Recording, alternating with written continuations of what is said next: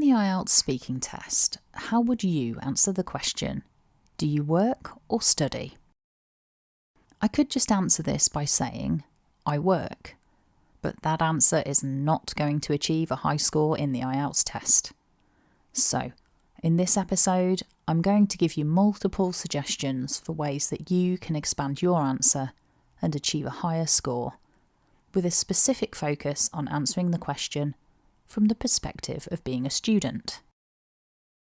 Hi, my name's Vic, and this is episode 5 of the IELTS with Vic podcast.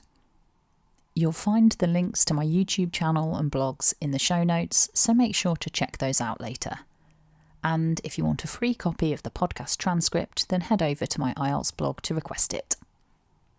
In episode 1, we focused on the question, what's your job?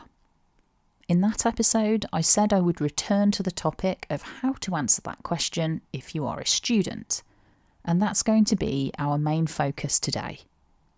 If you work full-time, please do stick around though, because we're also going to cover language for talking about studying English informally, which might be what you're currently doing.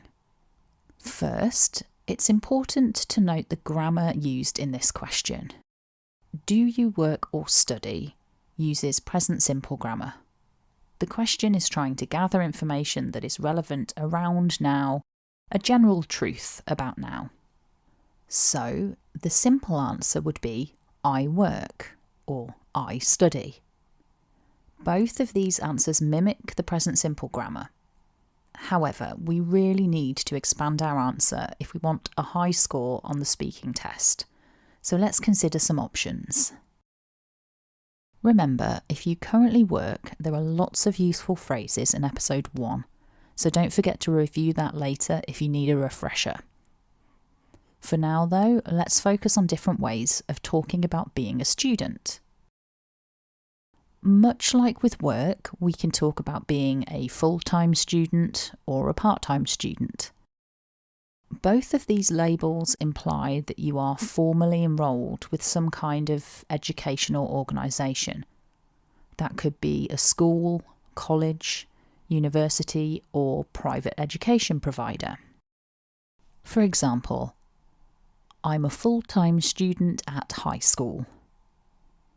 I'm a part-time college student and I study in the evenings after work. I'm a full-time university student and I volunteer part-time at the weekends. I'm a part-time university student studying on an online distance learning course. As we can see then, 2 ways to expand your answer are to say if you work or study full-time or part-time, and at what kind of organisation. Of course, if you do more than one thing, then mentioning them both is another easy way to expand your answer. On the subject of organisations, besides school, college, and university, there are several other common types of education provider. Perhaps you study with an online training provider or a private language school. Maybe you work with a private tutor, or perhaps you have a study buddy or a language exchange partner. Giving a little extra detail about where you are studying or who you study with is a nice way to demonstrate your knowledge of specific vocabulary. The next thing that we probably want to incorporate into our answer is the level and subject that we are studying. Thinking about levels of study, I'm from England, so we tend to study GCSE exams at school, and at college people might study for their A-levels or a certificate or diploma in a particular discipline. If someone goes on to university, they will typically study an undergraduate course, such as a bachelor's degree, which could be a BSc or a BA, for example. Perhaps after that they might study at postgraduate level on a master's degree, which might be an MA, an MSc or an MBA, for example. Master's level courses can be either taught or by research, such as an MRes or an MPhil, and beyond that is doctoral level study, such as a PhD. I'm aware that was a bit of a vocabulary dump, so if you want to see all of that written down, remember to request the transcript. Of course, there are many other courses and qualifications that people can study, and perhaps I covered some of the language that you would need in your own answer. But if not, it's a good idea to do some research and find out the English for the qualification that you're studying if you're currently a student. It's also helpful to be able to talk about study that you did in the past, as that could also come up as a topic in the exam or in real life. If you're struggling to find the right words or phrases, feel free to reach out via the comments section. Thinking about putting some of that vocabulary into sentences then, a common construction for talking about what you're studying is to say, I'm studying subject at level. For example, I'm studying economics at undergraduate level, or I'm studying civil engineering at postgraduate level. An alternative construction would be, I'm doing a course level or name in subject. For example, I'm doing an MSc in accounting and finance, or I'm doing a BA in fine art. As I said, if you want to check your own answer sounds okay, feel free to leave it in the comments and I'll give you some feedback. Moving on then, perhaps you are an informal student studying independently. How can we include that in an answer? You could mention the topic that you're studying, the way you're studying, and the reason for your studies. For example, I'm currently studying Japanese informally using a range of resources I found online. I'm planning a vacation in Japan next year and I want to be able to cope with daily interactions effectively. Some other ways to say that you're studying informally include the following. I'm studying independently. I'm studying alone. I'm studying by myself. I'm teaching myself. I'm following an online video course.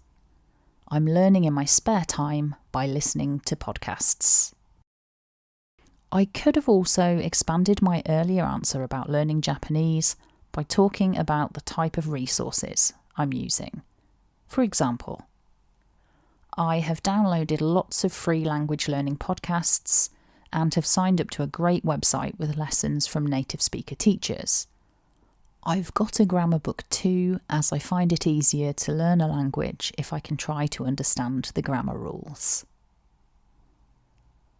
If, like me, you're studying informally, have a think about what you actually do when you study, so that you would be able to talk confidently about it in the exam. As I mentioned earlier, if you both work and study, one way to expand your answer is to mention both aspects, using some of the phrases we've covered today and in episode 1. Given that you're listening to this podcast, you may well be preparing for the IELTS test, so let's think about how we can talk about that. Because we're thinking about answers to give on exam day, we can adjust our grammar to account for that. If I were in the test, I might say something like this. I'm currently studying English in my spare time, ready for taking this test. Although I've been learning English since I was at school, I've increased the intensity of my studies this last year, as I'm really eager to obtain a 6.5 in all parts of the test. One way that we could expand this type of answer is to also include the reason for taking the IELTS test. Here is a different example which includes the extra aspect. I've been attending an IELTS preparation class at a local language school for the last 9 months. I have classes twice a week with a group of other students. I've been studying hard in my spare time too, as I would like to score a 7 overall. I'm applying to study at university in the UK, and although I need a 6.5 to get onto my course, I would be happier with a 7. Some useful phrases for talking about reasons to take the IELTS test include: I need a 6.5 overall to get a place at university. I need to get a 5 in every part to qualify for a work visa. I must achieve an average of 7 to apply for a scholarship. I should have at least a 6 to apply for an internship. I used a variety of modal verbs and band scores in those examples, so feel free to combine them to create a sentence which best suits your situation. Alternatively, you might be taking a test just because you want official confirmation of your current language level, or because you find it helps to keep you motivated to study. I've also worked with students who felt that having an official language certification would boost their CV or help them to achieve progress in their current job. To summarise then, to expand your answer, you could mention whether you work or study part-time or full-time, the subjects you study, where you study and with whom. You could talk about whether your studies are formal or informal. And you could mention the type of activities you do or the resources you use. If you talk about studying for an exam such as IELTS, you could mention how long you've been preparing, your reason for taking the exam, and the score that you need. Remember, you don't need to try and include everything. These are just some suggestions. Create your own answer that is meaningful to your situation. Now that we're coming to the end of this episode, I recommend taking a few minutes to create your own expanded answer to the question, do you work or study? If you like, you can post your answer in the comments and then I can give you some feedback on it. So go ahead, tell us about your situation in the comments section. Thanks for joining me today, and don't forget, if you want a free copy of the podcast transcript, then head over to my IELTS blog and fill in the form. See you next episode for more useful phrases to level up your IELTS speaking test score and achieve your English learning goals. Thanks for listening and have a great day.